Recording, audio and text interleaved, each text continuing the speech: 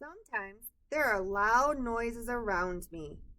Loud sounds can make me feel uncomfortable, scared, or upset.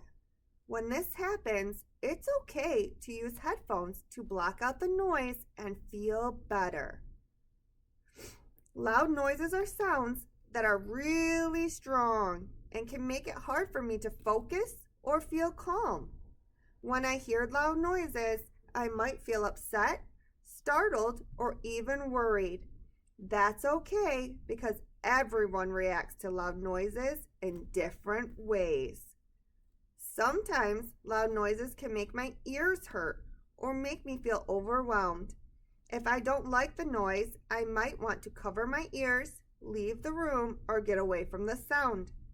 It's important to remember that it's okay to feel this way, and there's ways I can make the noise less.